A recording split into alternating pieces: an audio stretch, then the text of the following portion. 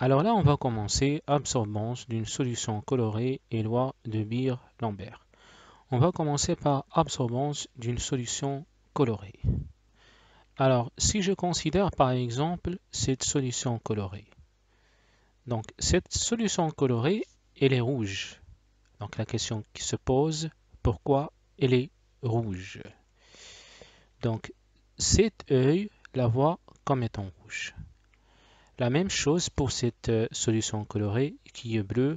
Cet œil voit que cette solution colorée est bleue. Eh bien, pour comprendre cela, il faut voir ce qu'on appelle le cercle chromatique. Donc, qu'est-ce qui se produit, par exemple, dans ce cas-là? Donc, pourquoi on voit le rouge?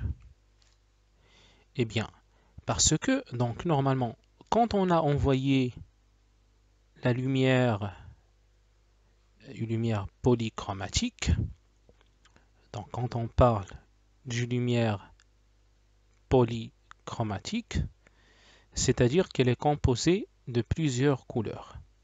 Et plus précisément quand on envoie de la lumière blanche. Donc la lumière blanche,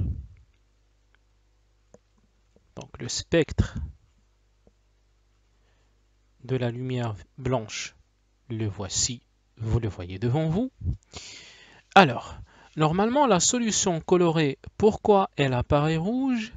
Eh bien tout simplement parce que elle absorbe la couleur, le cyan, d'accord, et elle laisse passer le rouge.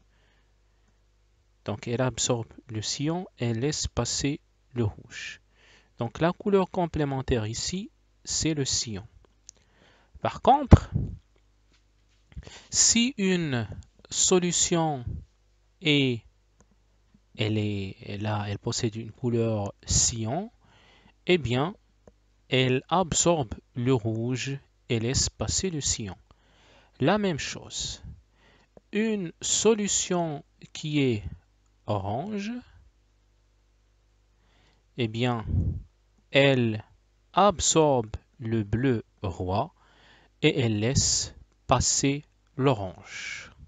C'est pour cette raison qu'on perçoit l'orange, que notre œil, elle détecte la couleur orange. Donc la même chose, si votre solution colorée est violet, eh bien c'est qu'elle a absorbé le jaune vert et ainsi de suite.